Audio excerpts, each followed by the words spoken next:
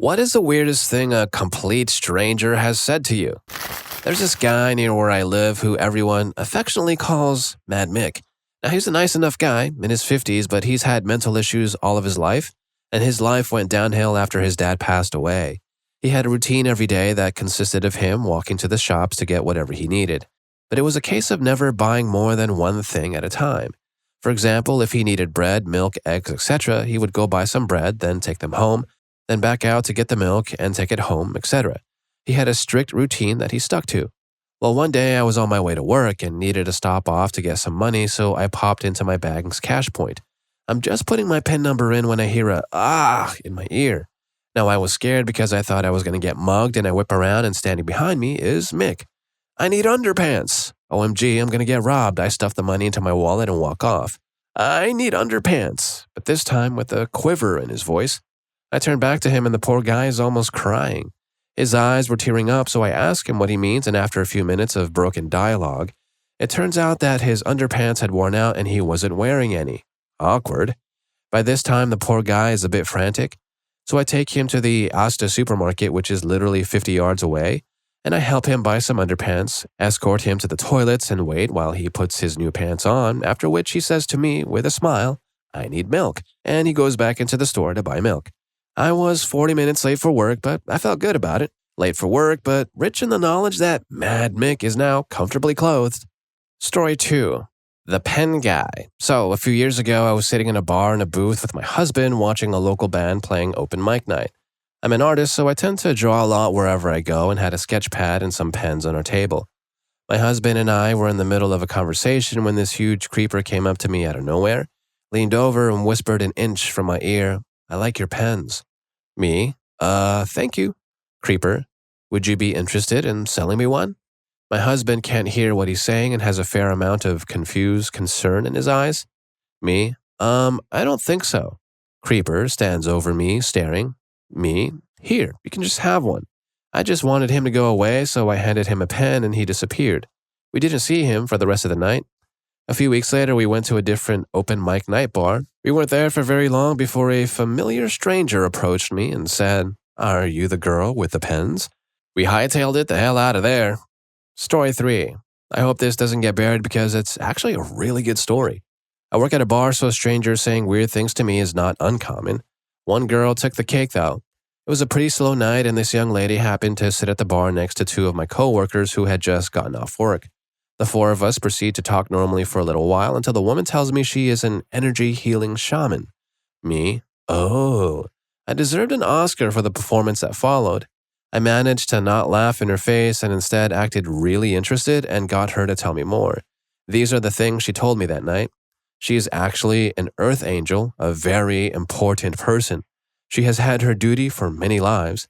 She is also the first and last seal from the book of Revelation. She is going to Ethiopia this winter because she knows where the Ark of the Covenant is. She'll bring it back with her and reunite Jews and Christians.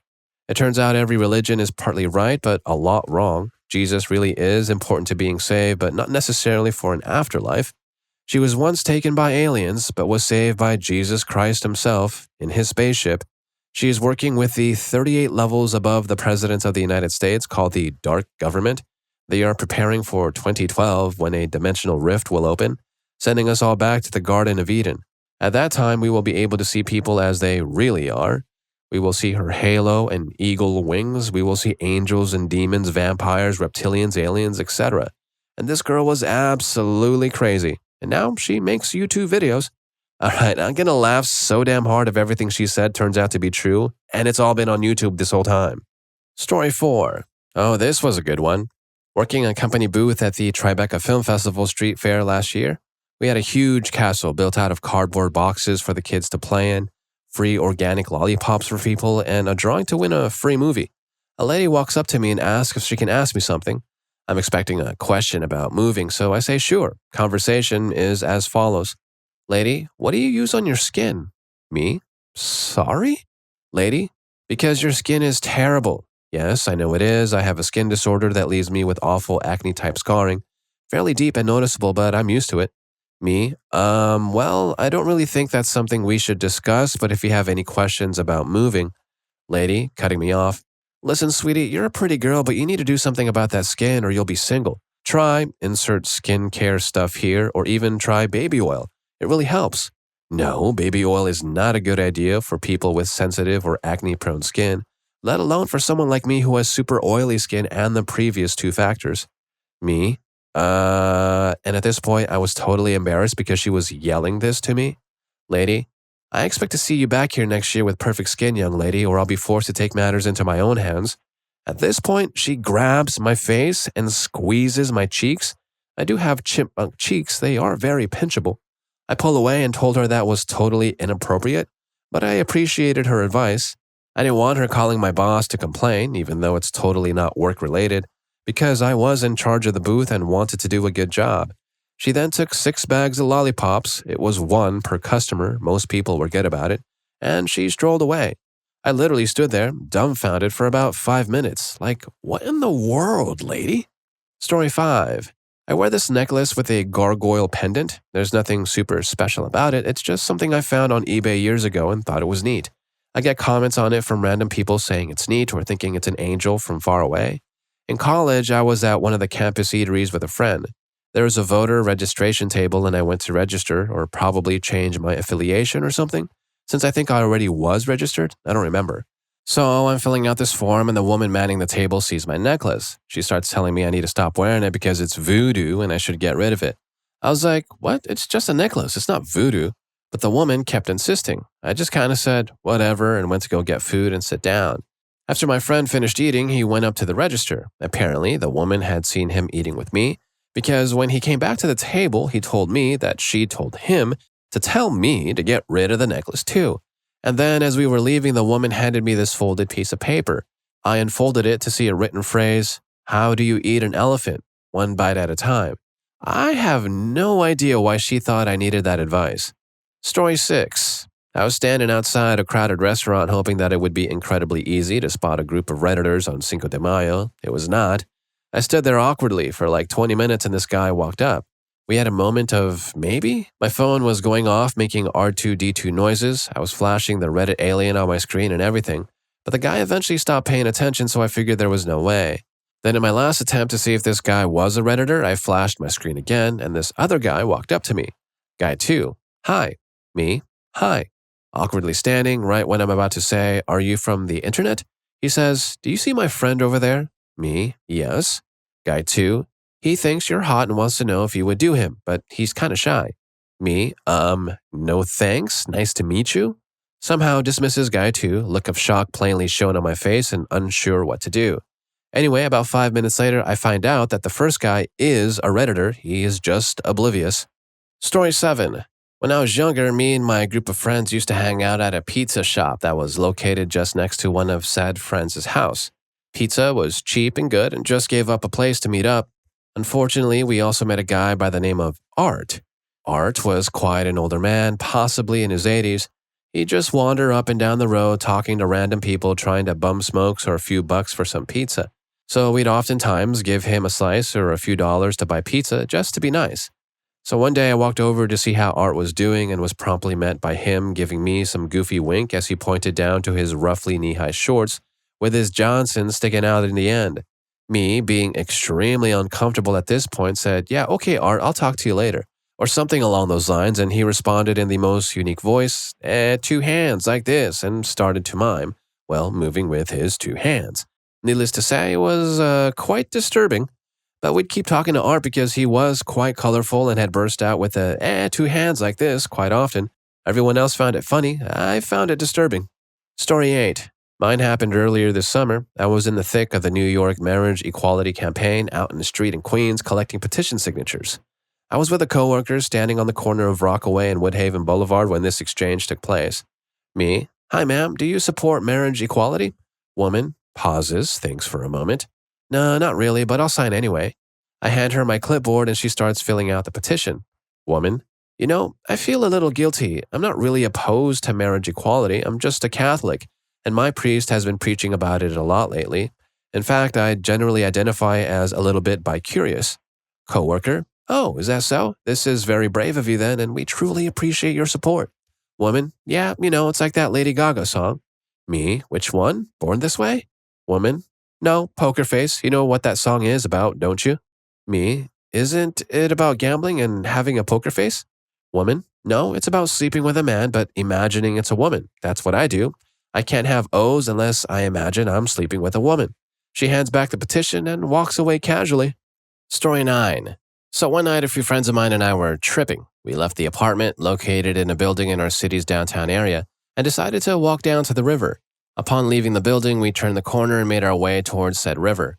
Before I go any further, let me say that this friend's upstairs neighbor was very annoying, playing loud 80s pop at ungodly hours and stomping his feet as if he was trying to wake up and infuriate my friends.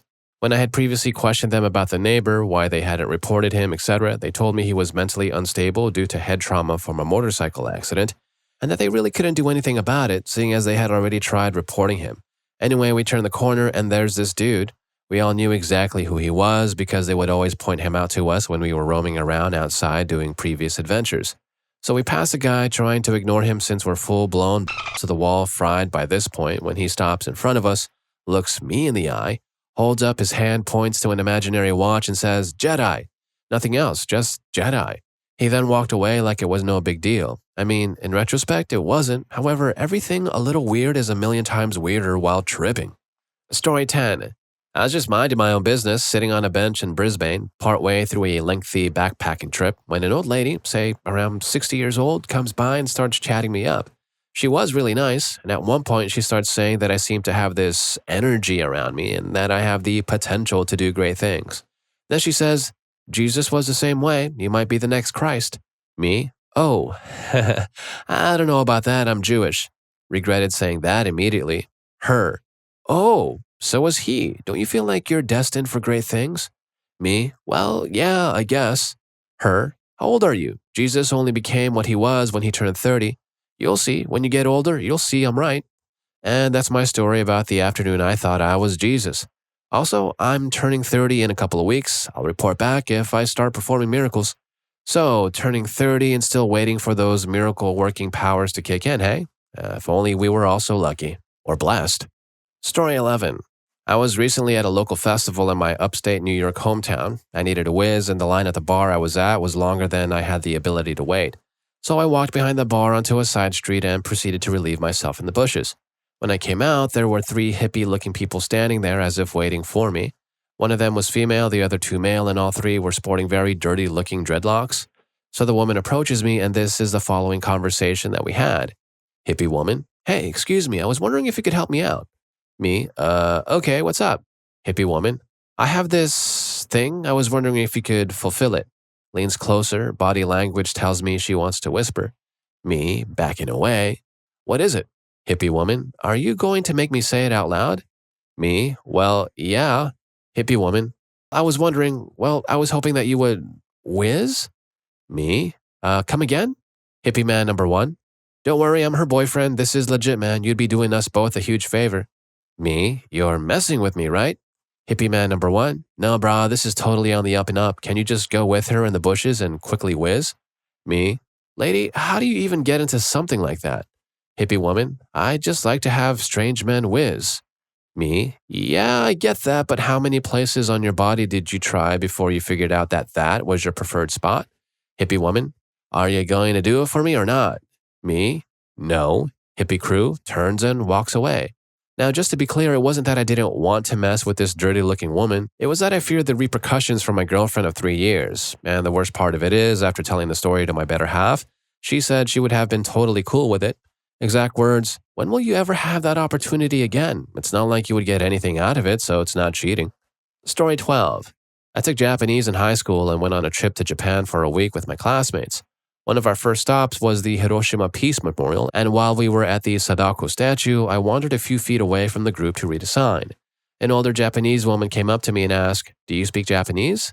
At the time, I knew very little, but I was eager to practice, so I said, "Yes, a little."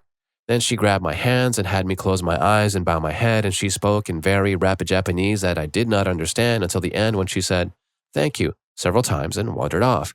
I had no idea what happened, but I thought maybe it was some sort of Japan-American reconciliation or prayer for peace. One of my friends had taken a picture of the whole thing, and we showed it to our tour guide. "Oh, this is bad," the tour guide said. "Of course, everyone is free to believe whatever they want to believe, but..." It was not some magical moment of bonding and understanding between Japan and America. She was from a cult and she stole my happiness. Story 13. My oldest daughter, Elizabeth, was born with jet black hair. Around 10 months old, blonde hair began to grow, the color everybody in the family has, but the dark hair never fell out. We just thought it was unique and didn't worry about it. Fast forward about 6 months, Elizabeth and I were shopping in our local Acme and she was sitting in front of the car talking to everybody we passed. All of a sudden, this woman started flipping out. She was screaming at me about calling the police and having Child Protective Services take my daughter away from me. I was a horrible mother and should be ashamed of myself. I was a piece of trash, the biggest loser on the planet, etc., etc. I had no idea what she was talking about. The baby was clean, happy, and healthy looking. Store managers came, security came, and then the police came. I still had no idea what this woman was screaming about, and to be honest, I was really shaken up by the whole incident. Then one of the officers came over and started looking at the baby and asked me why we were dyeing her blonde hair black. I explained it was natural and asked if I was being detained or if I was free to go. As soon as he said I was free to go, I took the baby in my purse and walked out of the store. It was the most insane day of my life. Story 14.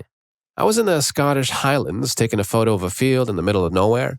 I turned around and there was a large dude standing there just smiling at me. I have no idea how he got there since the only way to be at that location was by car or hiking for days, and he was wearing a suit. Also, being in this situation with nobody around for miles is a bit creepy. He calls out to me and says, "I've always wanted to learn one of those cameras. What are they called?" I said it's an SLR. He then says, "Oh, yes, those. I have a brother, just got out of jail. He keeps telling me to learn one of those. I can't do that, you see. I've got brain damage for being stuck out in the cold once and it damaged the brain. Now I have trouble understanding simple instructions. My doctors say I can't have any more drinks. It's absolutely harmful for me. It can end me straight off. But my brother just got out of jail and he brought some drinks with him and I'm telling him I can't have none of that, but he won't listen and finished a bottle all by himself. Now I'm headed to town to get some whiskey. All right, I'll see you later." Then I walked off and I realized that I had just walked from the nearest town and it took about 1 day. Also, the photo wasn't that good anyway.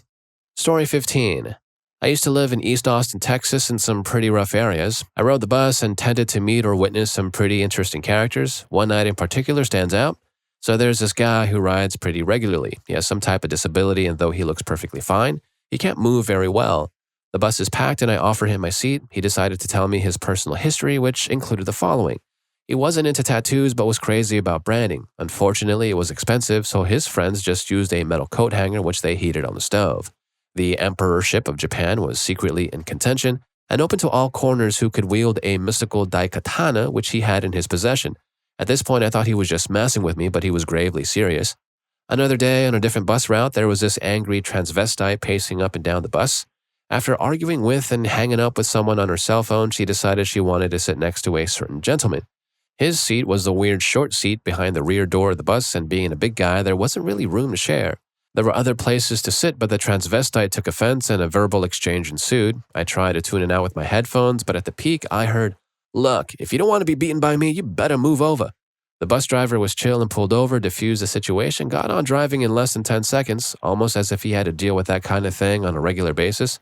I love Austin, but there is a far grander mix of people than the cowboys and hipsters most would imagine. And if you've enjoyed the video so far, please don't forget to hit that subscribe and like button for more videos like this. And if you liked any of these stories, here's more for you. YouTube thinks you're going to love this. I'll catch you in that video, and thanks for hanging with me on this one.